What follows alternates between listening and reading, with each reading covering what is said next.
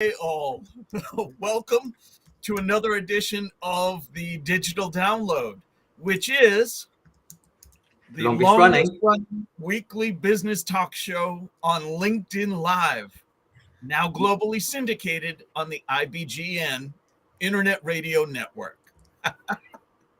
Thank you, gentlemen. Today, we're talking about developing mental toughness through the 4 C's. We have a special guest, Doug Straharczyk, to help us with the discussion.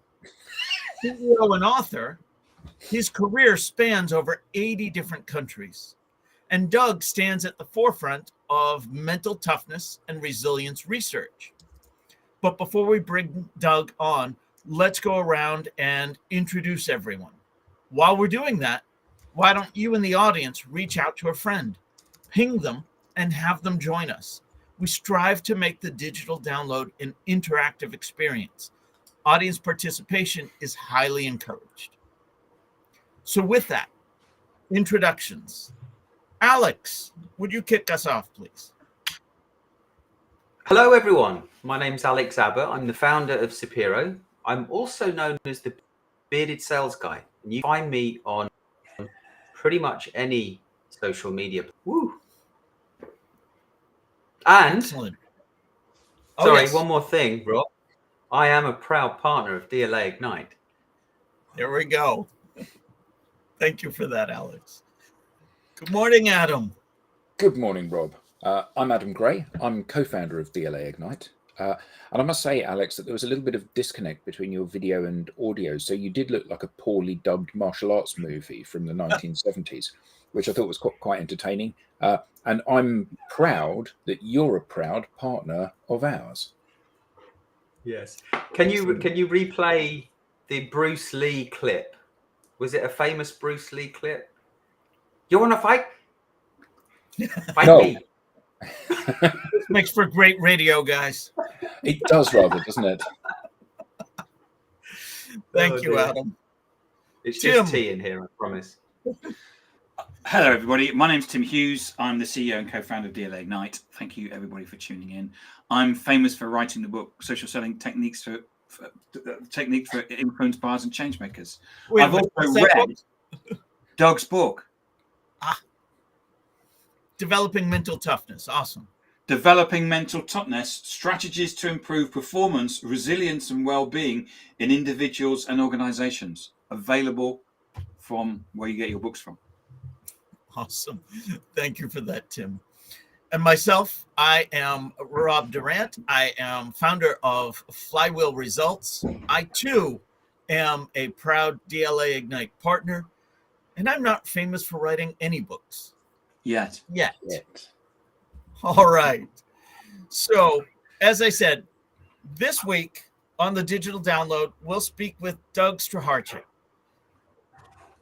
With a wealth of experience from various sectors, including education, health, and sports, his approach of emphasizing evidence-based models and accessible psychometric tools promises to offer profound insights into how we think and how we act. Let's bring him on. Hooray! Welcome. Doug, let's start by having you tell us a little bit more about yourself and how you got here. Okay, so thank you very much for the introduction and a warm welcome. I'm really looking forward to this with trepidation. So I'm going to need every ounce of mental toughness. So, Doug, how did Rob do with the pronunciation of your name? Perfect, absolutely perfect. He could be Polish. Yeah. I could be. I don't know. Yeah. Well, yes. So that corner of the States got a lot of Poles. So, right. I'm Doug Straharczyk. I'm the CEO of AQR International, which we founded 35 years ago. So in our sector, that's quite a long-lived organization. And the thing that makes me a little bit different from everybody else is for the last 30 years, I, together with some academic colleagues, have been exploring this idea of mental toughness. And it is genuinely groundbreaking. It is genuinely shifting our understanding of what makes people tick, how they respond to things. And very much is beginning to challenge a lot of conventional thinking out there as well. The most important thing is it's beginning to enable people who are involved in people and organization development to treat people as individuals, not as a type, not as a color, not as a group, but as an individual. And that's the holy grail of development. So that's essentially what I'm about. So yes, part of the introduction was we are very heavily evidence-based. So unlike a lot of organizations in our market, the mental toughness concept we're going to talk about has more than 250 independent peer-reviewed pieces of research supporting it from universities all over the world. So we put what we do out there and we allow people to test it, and we work with that. So that's me. Excellent. Thank you. We have a comment from the audience. Jim McLeod says, this sounds like it's going to be a great episode. And I agree with that sentiment. Thanks, Jim. Doug, can I ask you a question? Course. As you talk about mental toughness, surely we have all this sorted with Myers-Briggs. And we, most of us in leadership have done Myers-Briggs. We probably know what our Myers-Briggs type is. That's it. It's done, isn't it? Done and dusted. Thank you very much, Tim. I'll try to do this without any expletives. Okay, so when we talk about understanding people, really we're talking about understanding their personality. To put the Myers-Briggs concept into perspective, it's an idea that was developed in the early part of the 20th century, and the Myers-Briggs concept really came out around about 1950. At its time, it was really interesting and innovative. Our understanding of what makes people tick has gone way, way beyond that. To me, it's like saying, well, in 1950, the most popular car you could buy was a Ford Popular. That was the most popular car around the world. Hands up the number of people who are driving a Ford Popular now. Surely you're driving something much more up to date. For the radio, no one's putting their hands up. Sorry? For the internet radio people, no one's putting their hands up. Okay. Well, I'm playing safe, Tim. Just in case there is a Ford Popular fan out there. So, and the other thing is that most of the personality models, and there are some good personality models out there, focus on behavioral aspects of personality. And the reason why that's sort of been the most popular approach is we can see behavior. If you're an introvert, we can see that you're an introvert. If you're an extrovert, you can see that you're an extrovert. But behavior isn't the whole the whole thing when it comes to personality. Behavior is describing how we act when something happens. But actually, you don't have to be a genius to work this out. Where does our action come from? It has to come from somewhere. So what we do understand now is that how we act is significantly influenced by how we think. Now, mental toughness is an aspect of personality. It is a personality trait which describes how we respond mentally when things happen, whether it's a stressor or a pressure or an opportunity or a challenge. Our initial mental responses will influence both our emotional responses and our behavioral responses. So it's fundamentally more important. It's a bit like, everybody talks about the fight and flight syndrome, the cave dweller who comes across a saber-toothed tiger, or two of them walking through the savannah come across a saber-toothed tiger. One runs and one stops to fight. Well, why? So these are two aspects of behavior, but they could be absolutely equal in every respect in terms of the physical capability, everything. But one behaves in one way, one behaves in another. The thing that differentiates them and makes that difference is their mental approach. So one thinks they can take the tiger on, and the other one thinks they can run faster than a tiger. So It's our mental approaches are critically important. I think And we can safely say that they're both wrong. Sorry? I said I think we can safely say that they're both wrong with regards to the saber-toothed tiger. But your point about it's kind of the mental resilience, and it's how that drives your emotion and your behavior. Your response, your intellectual response to the challenges and the things that are presented to you as you travel through life. Now, is that something that one can improve, change, refocus, and reshape if one is aware that some of these challenges are adversely affecting our ability to do what it is we need to do, whatever that may be? Right. Well, you mentioned something that is critically important, is if you are aware. So when we talk, unlike, again, a lot of concepts, a lot of concepts like to put you in a box, the old typing instruments saying this is who you are and this is what how you're going to respond. It's self-awareness that matters. And of course, the challenge here is that your mental responses are invisible. So the reason why we've developed the concept and the associated psychometric measure is to help people to become self-aware. And so if you're self-aware, that actually gives you options. So again, you don't have to change. If you think that your mental responses are producing outcomes that don't work for you, then it's perfectly legitimate for you to think, well, maybe I should change. And if you want to, well, we know you can change. It might take a lot of time because we're talking about personality, and you have evolved your personality over, I don't know how many years you've lived, 30, 40 or 50 years. So you're not going to change it overnight, but you can change it. But the other thing is, and this is really important, is you don't have to change. Once I understand something about my responses, I can also develop coping strategies. I might like being who I am. I might like occasionally having a shaky moment, but I want to deal with some situations better. So I don't have to change.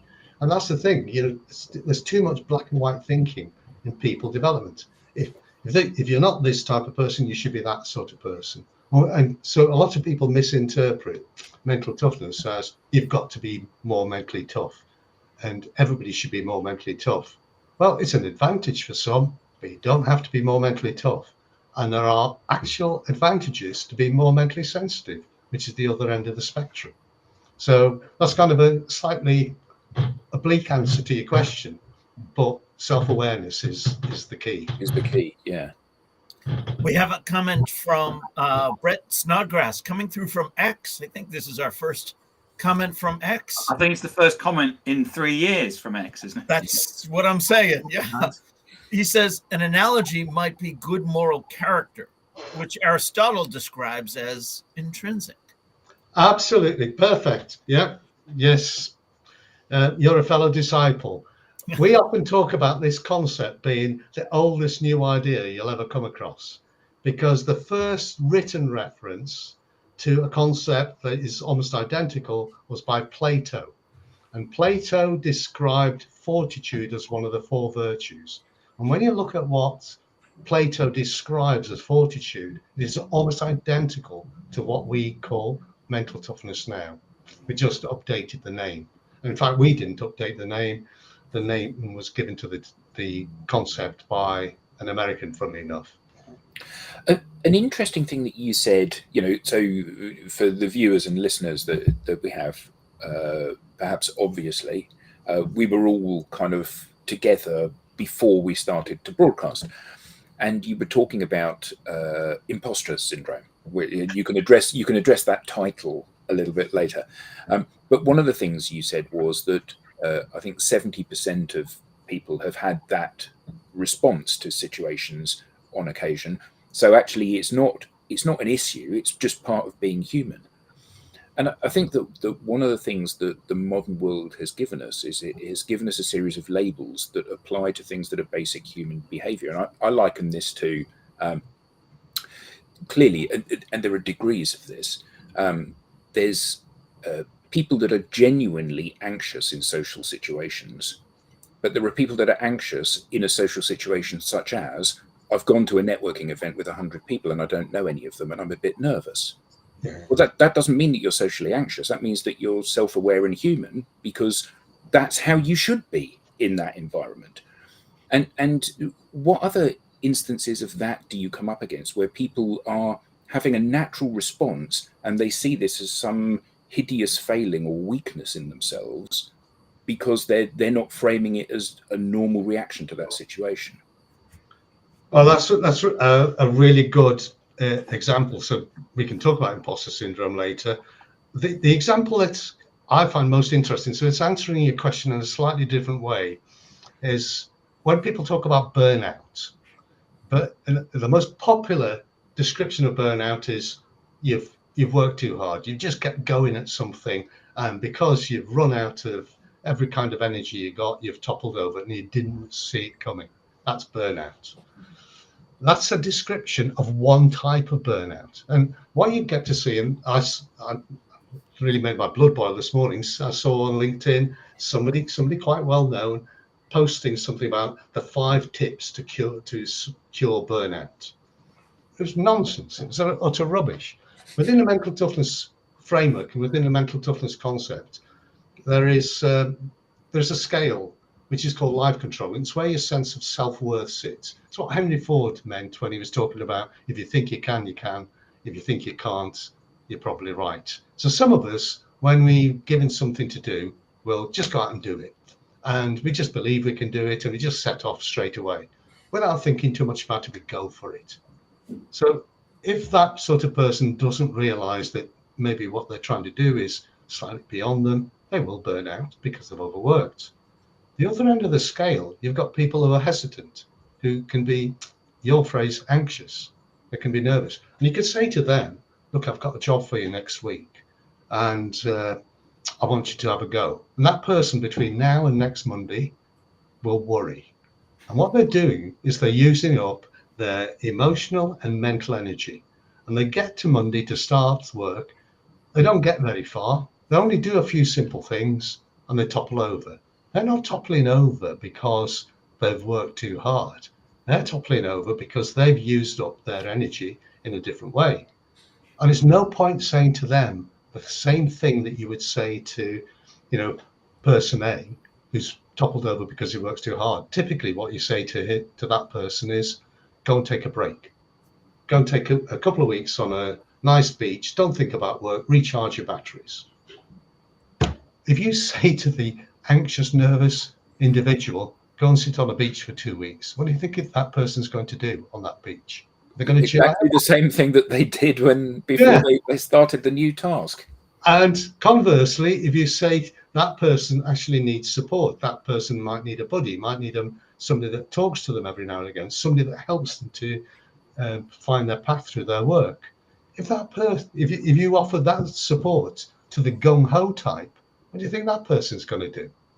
So, because we can glibly look at big topics and say, oh, it must be this. It isn't this.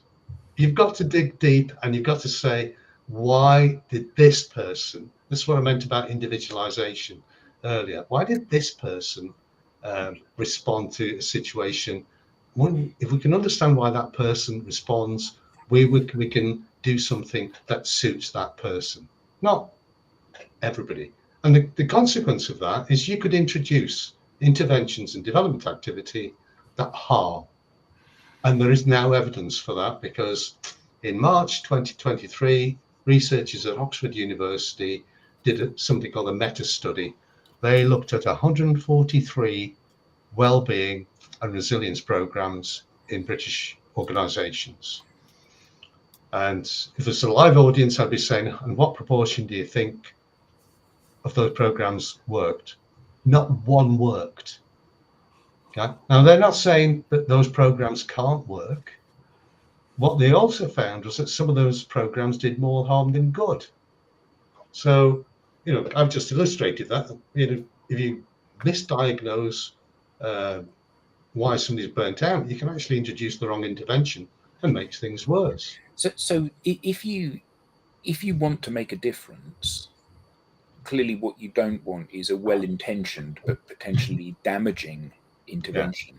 So how does one frame this in a way that you can actually provide the support that people need?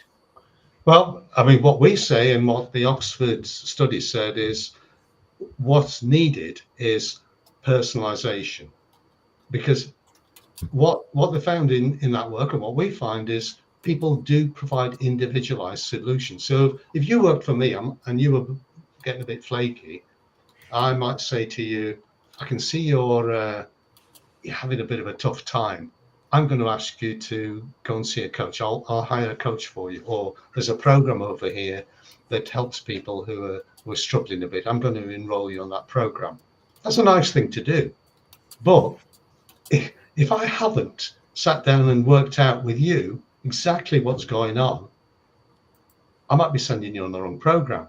And moreover, if we do send you on a program and we haven't told the deliverer of the program that this is what we want you to work on, that person is just going to adopt what is known as a one-size-fits-all approach. And in fact, that study said that the big problem was the one-size-fits-all approach.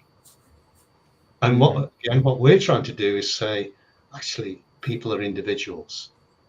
And within the mental toughness framework, there are 8 components of mental toughness. And that gives rise to 40,000 combinations of profile. So you could literally have 40,000 people in a room, put a challenge up, and you'd get 40,000 slightly different responses. But Wow. traditionally, in our world of people and organizational development, we'll say, I know, here's a performance improvement course. You can all go on a performance improvement course. Rubbish. We have some comments from the audience I wanted to make sure we get to. First, Andrew Slesser says, good morning, good afternoon, all. So we wave, and Andrew's waving back.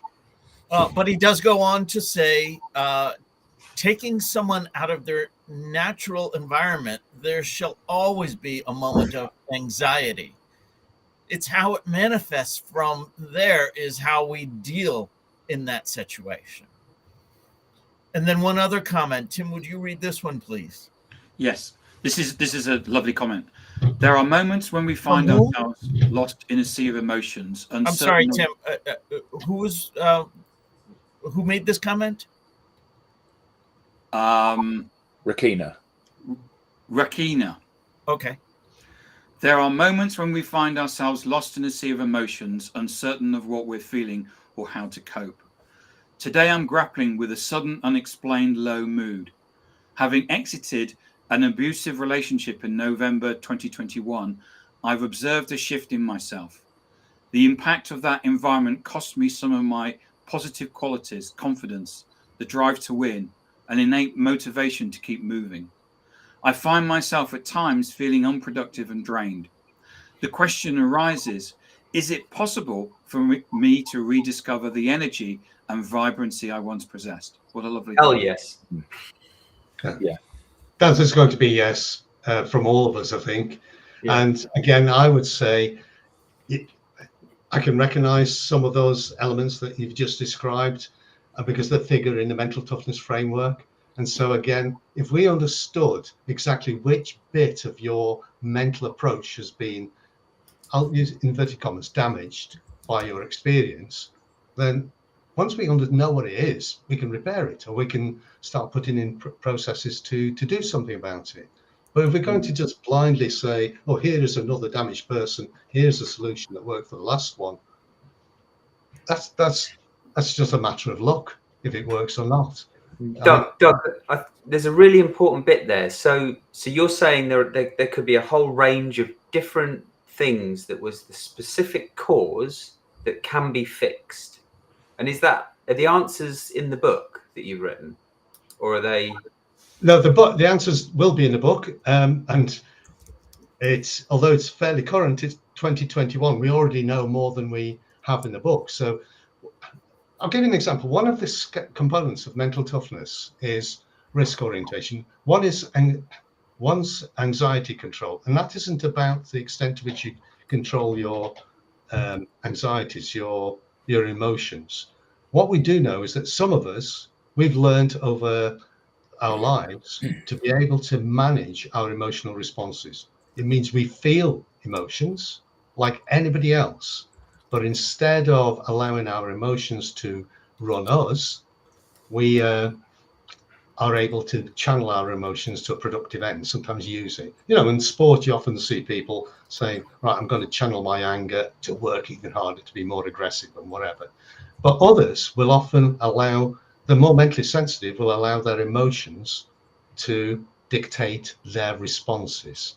Now, mental toughness, we know from all the research, is about 50-50 genetic and 50% experiential. In other words, you've learnt that a significant amount of your ability to respond to your emotions. The experiences that this individual have gone through, I don't know the individual, so I haven't explored it, but I'm hypothesizing here. Those experiences could easily have created the mindset that that person now has. But if we don't understand which bit of her mindset has been impacted and to what extent, we really are flying blind in trying to do something about it. And what I'm saying now is you can do that. You can actually do a much better job of identifying what that individual's needs are and then directing interventions. So the answer is you can do something about it. Excellent. Another comment, some great comments from the audience today. Thank you. Keep them coming. Sharifa Rodha Ismail. I apologize. I know I butchered your name, but I tried. She asks, how practical is individualization in a huge setup in a distributed geography? Well, you said at the beginning, we work in 80 countries. We work with some of the biggest companies in the world and some of the smallest companies in the world. If they're minded to do it, they will do it. It's not that complex a process to get to know the characteristics of your staff better. It doesn't mean that the chief executive has to know, you know, he's got 20,000 staff, has to know the characteristics of all 20,000. But the chief executive has to create a culture where it's important for people at different levels, you know, different managerial levels, to understand the resource they've got in that sort of way. It's perfectly possible. It's perfect. I mean, to put it another way, are managers and supervisors making judgments about people all the time? Absolutely. And they're making crude judgments without being able to see into people's heads. So what we're saying is, here's a way of understanding people better. Here's a way of assessing people better. And because of that, you're going to get better results. We work with some very big organizations that take the time and trouble to do that, and they get a big payback from doing that. Nice. But I understand the question, because we get it a lot. People say, oh, I can't assess everybody in the organization. You can. There's nothing to stop you doing it. That's, again, it's, I think I can. If I think I can, I can. If I think I can't, I won't. I can't help but think back. Go ahead, Sorry, Alex. Rob. Yeah. Sorry. I can't help, Doug, but think back, listening to you talk, think back to the times when I've been in a company and they've done the Myers-Briggs or the DISC analysis, and you sort of put into these buckets, and it's positioned as something that's going to help you as an individual, but you can't help but think they're trying to better understand me, and this may not be a good exercise for me to do. But then I was left kind of wondering, well, okay, so if I'm this type of person, but I'm in a sales role, shouldn't I be this type of person really? So I need to start behaving differently. And isn't there a danger that those types of programs do that to people, and it has a negative effect? Absolutely. And that's about the two instruments you've described. I could have another discussion about how good they are, but they're actually both something called ipsative measures. So when you complete them, they're only asking you for your opinion about yourself. So they're not benchmarks. So you can come out with a view. And when I've completed them, I often think the result I get is I'm introverted. When I complete normative measures, which is comparing me against everybody else on the planet, which is what the mental toughness questionnaire does, I always come out as extrovert, more extrovert than average. So your own Interesting. perceptions of yourself, they're quite useful, but they're not accurate. And so to be able to use the output from those sort of measures, you've really got to have a long discussion with somebody to try and get to the answer that you'd have come to quickly with a better approach. And you're absolutely right. The idea of typing is very counterproductive, because the thing that we know, Tim knows that we do a lot of work with the Institute of Sales Professionals in the UK. Well, the thing we know is you can be mentally sensitive and you can be incredibly successful as a salesperson, provided you are self-aware about where your kind of potential weaknesses are. You can be mentally tough and really struggle as a salesperson because, again, it's a lack of self-awareness. More mentally tough individuals will often think they can do it all, and they can't. They often think that because that explains something to you, you're going to buy. Logic's on my side. That's not the way sales works. So again, it's about understanding the individual. This tendency to put people into boxes, whether it's a 4-letter combination or a color or whatever, is incredibly counterproductive. I guess it's also, it assumes that everybody is the same. Some people are fairly simple and some people are very complex, and it makes no allowance for that, does it? No allowance for the fact that your particular preferences are very different to Tim's, even though you're both happy talking to rooms full of people. You're different people. The only thing I would add to that is almost everybody is complex, and it's that complexity and the differences that matter. But we've got 8 billion people on the planet. They're not in 16 boxes. There's not 500 million of each type. You wouldn't. You must have gone into rooms where there's lots and lots of people, and you've looked around and thought, "Well, I'm one of these. Can I see another one of these?" Yeah. It doesn't work like that. So just back to Sharifa's point quickly. I don't think the question is how practical is it. There is no. I mean, there is no question. It needs to be done if you want to grow the organization, because it's so valuable to treat people as individuals. In this context. Yeah. And then Jan Compton says, to Alex's point, I give my profile, the full document, to my colleagues. I tell them it's a manual on how to get the best from me. If they know my natural preference and they're minded to, they can get more from me. Absolutely. And that's the other big application, because we often talk about diversity and inclusion. We talk about biases, but we really 90% of the time talk about gender and skin color. There's actually a more fundamentally important aspect of diversity and inclusion is you don't think the same way that I do. And that's very hard to identify, very hard to label. And it matters when you've got people working together. You've got things like, my little example before about somebody who's got a high level of get up and go and somebody who's got a comparatively low level of get up and go. Both matter. The fact that you've got a high level of get up and go can be an advantage in some situations. I need to get something started. This person will do it. I'm now looking for a cure for cancer.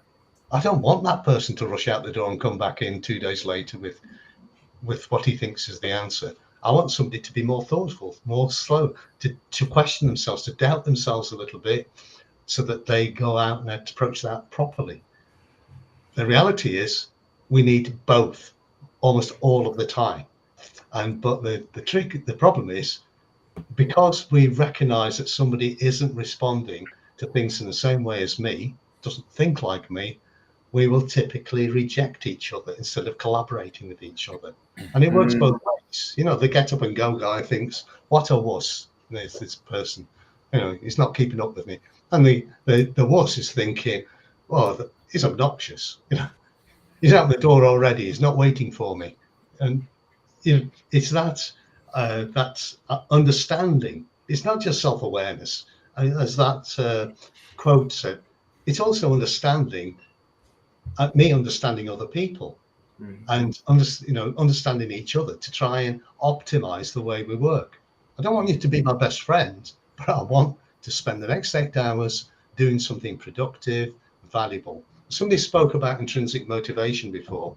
That's one of the components of intrinsic motivation, that I want to do something that's worthwhile. If you ask me to do something that's worthwhile, I'll do it willingly and enthusiastically. I'm not even going to ask about money, you know?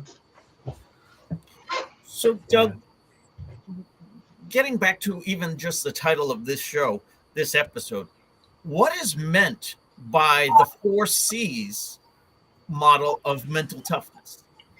Okay, so the 4 big components are control, and that's assessing, these are all mental responses, the extent to which I feel in sufficient control of myself, my life, and my circumstances to be able to achieve what I want.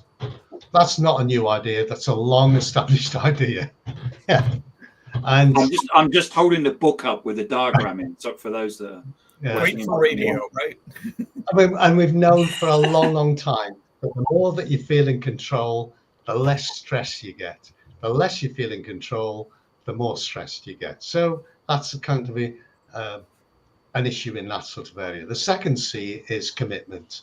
And this is assessing the extent to which I have a sense of purpose and I want to do something about it. And that's got 2 elements to it.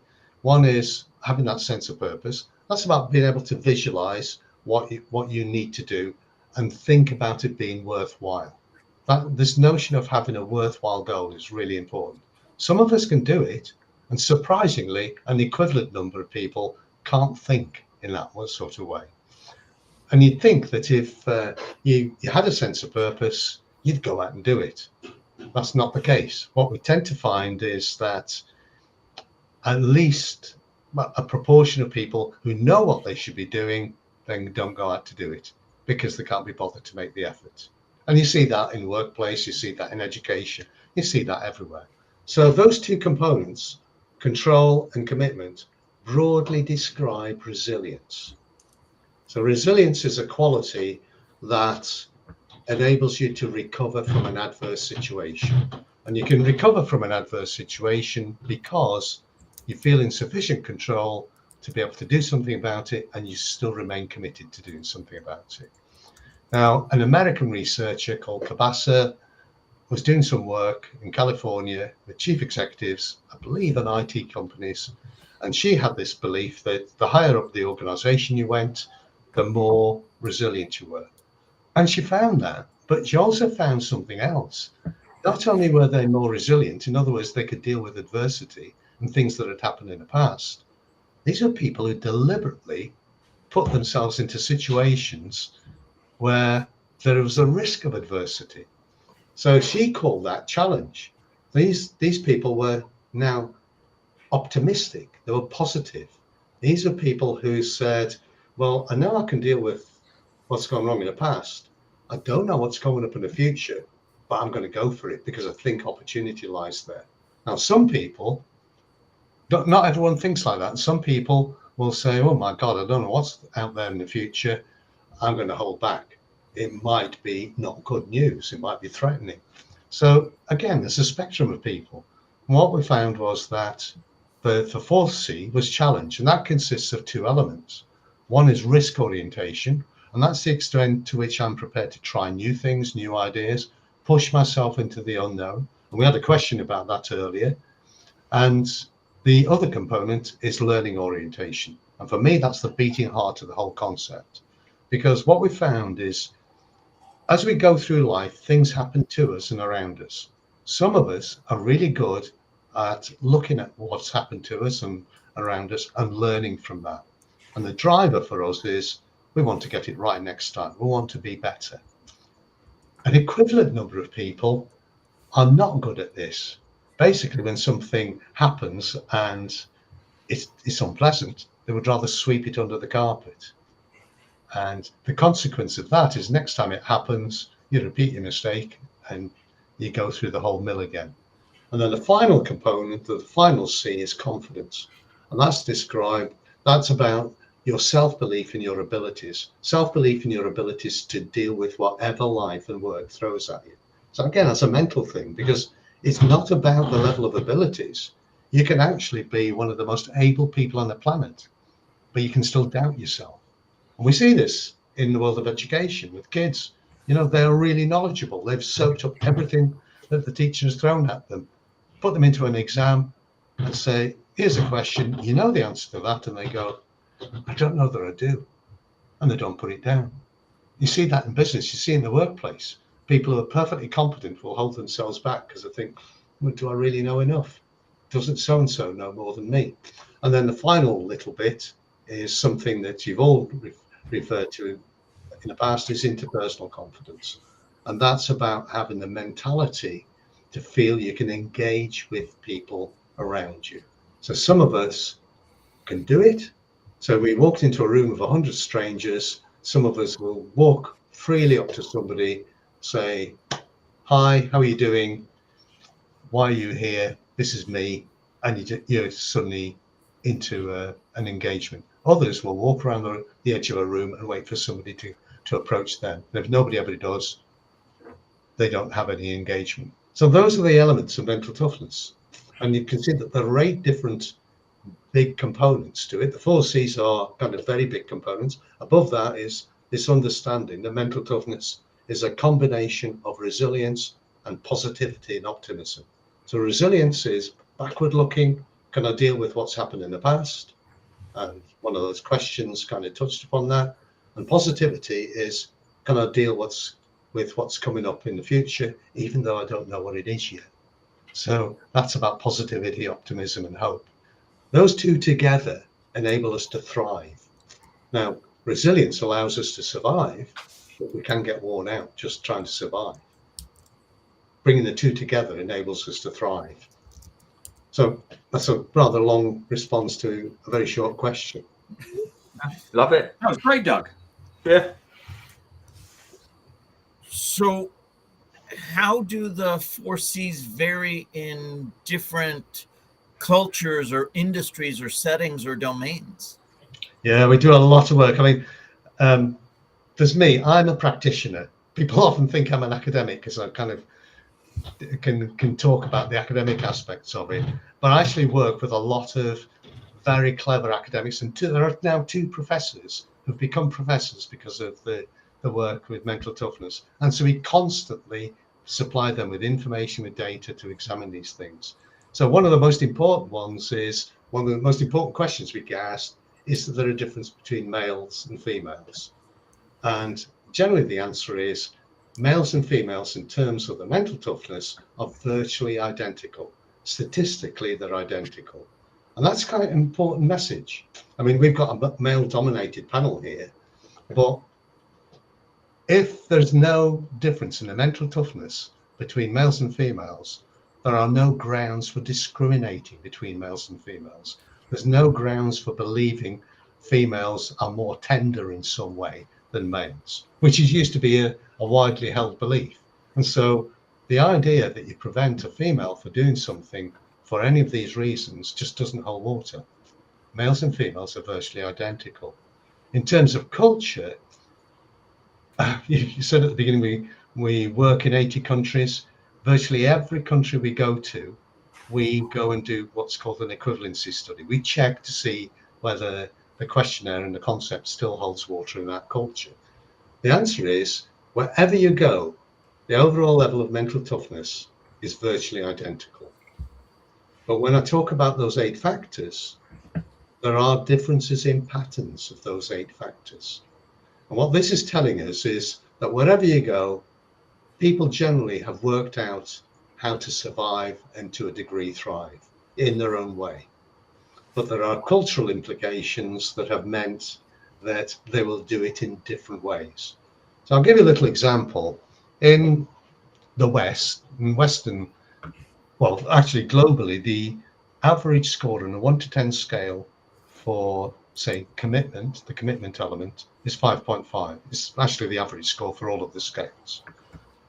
So in the West, anywhere we go in Europe, Canada, the States, we find on commitment, the average score is 5.5. We do a lot of work in China. On that scale, the average score comes out at just over 7. Now, statistically, a psychometrician would say a difference of half a STEM from 5.5 to 6 would be significant. That's 1.5 STEMs. So it's very significant. And when you go to China, and I've been there, of course, hopefully some of you have as well, you will find that if you go to work with a group of Chinese people and they make a promise, they say, right, I'm going to do this overnight, 9 o'clock tomorrow morning, you'll have it on your desk. It's always on your desk. It's part of their culture. It's part of their, it's face saving. If they don't do that, they are mortified. If you go to the Middle East, you get a completely different response. The average score in the Middle East comes out about 4.6, 4.7. And what we find there is their approach to time is different. And it's affected partly by their religion and partly by their environment. For them to do something by 9 o'clock, yeah, it was useful and it was a target. But if I don't land it on your desk at 9 o'clock, who died? So they have a completely different approach. And one of the reasons why we're doing some work globally is a lot of these international organizations keep coming across this.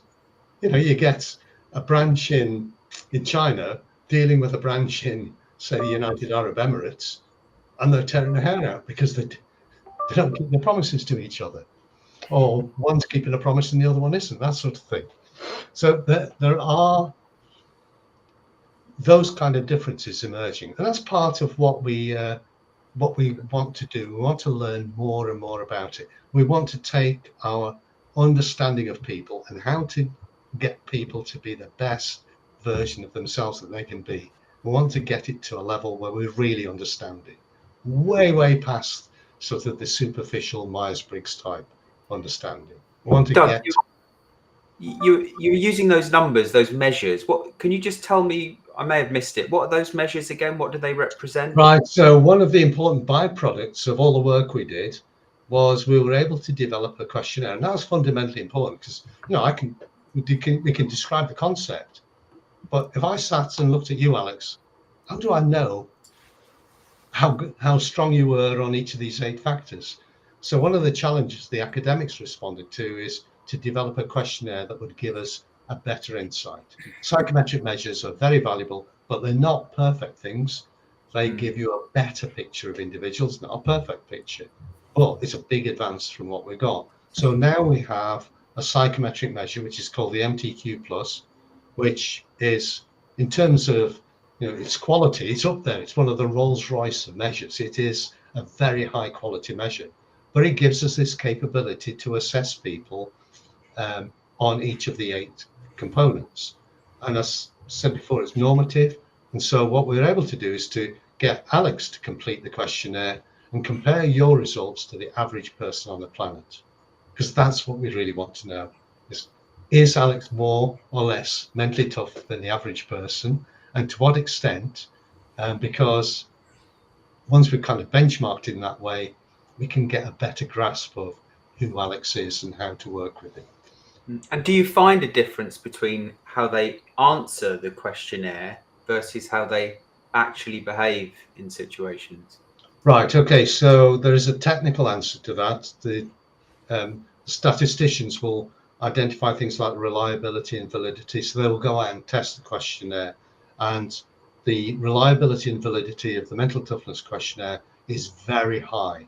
So typically, this might not sound like a lot, typically we find we get a really good close answer that the individual accepts more than 50% of the time. And when you get above that level, you get in different degrees of fit, and very occasionally you'll get people who say, no, this isn't me. Okay. And in some cases they're right. Yeah. But again, we're trying not to pigeonhole people. We're not trying to say you completed this questionnaire, so you must be this. Yeah, that's the way it works.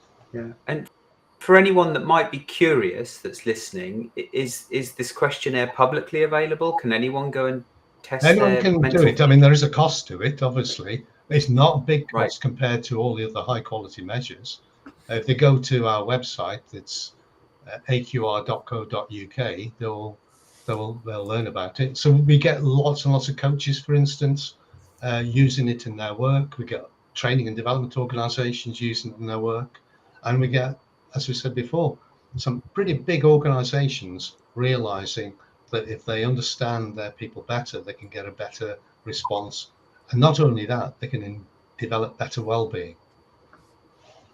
Doug, we've got 5 minutes left. Imposter syndrome.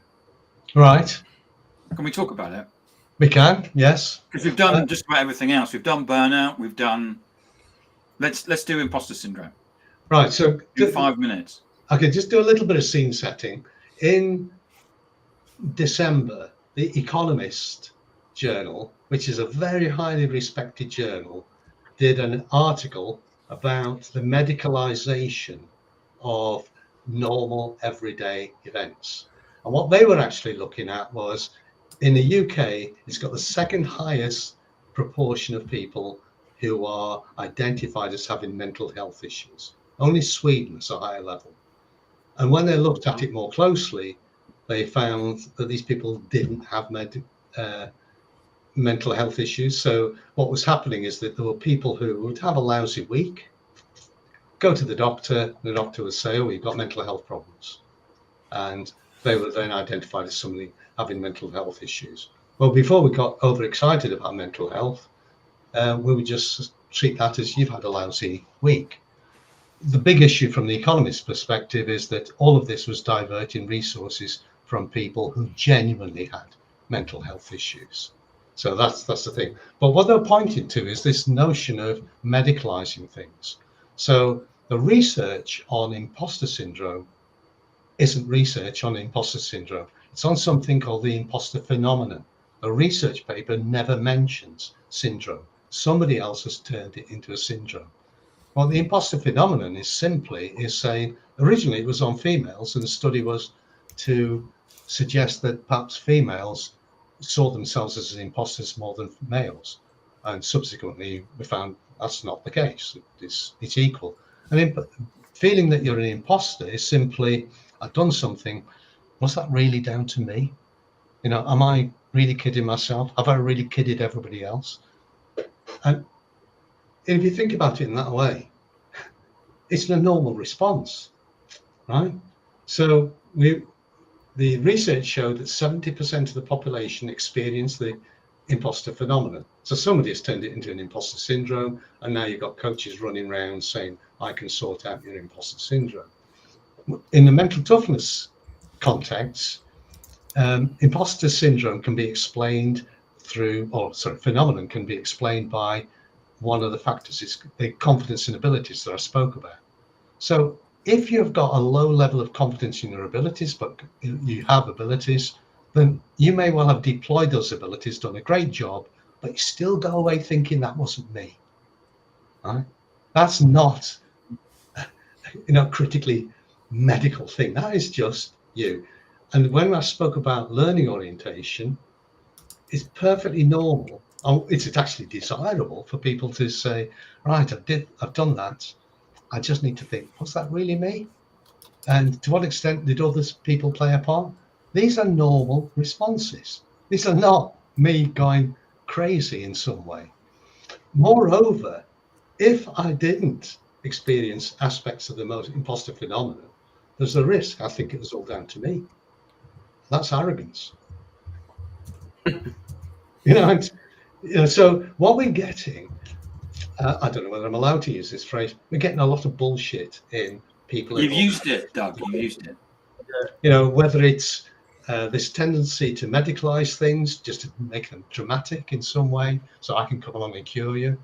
Well, I can cure everybody. You haven't got it.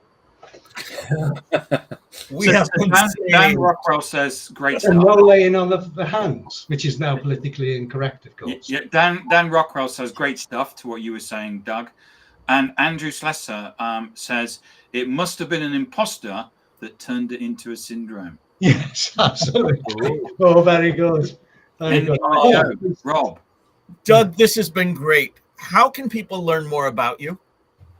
Okay, so, well, they can find me on LinkedIn if they can type my name, of course. So how do you spell your surname, Doug?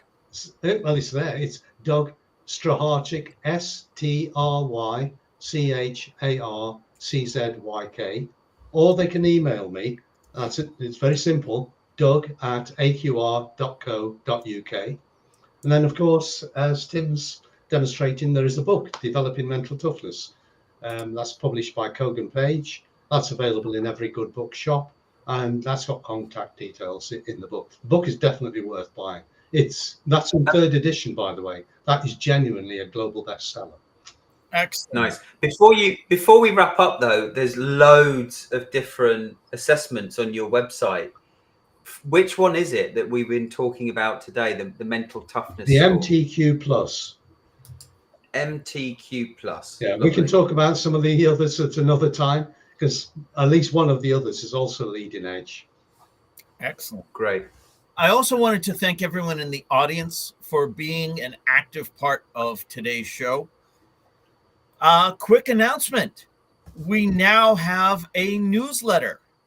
Don't miss an episode. Get show highlights, beyond the show insights, and reminders of upcoming episodes. Scan the QR code on screen or visit us at digitaldownload.live/newsletter. Doug, on behalf of the panelists, to our audience, thank you so much for being here. And to everyone in the audience that has joined us, thank you for being an active part of today's show. We will see you next time.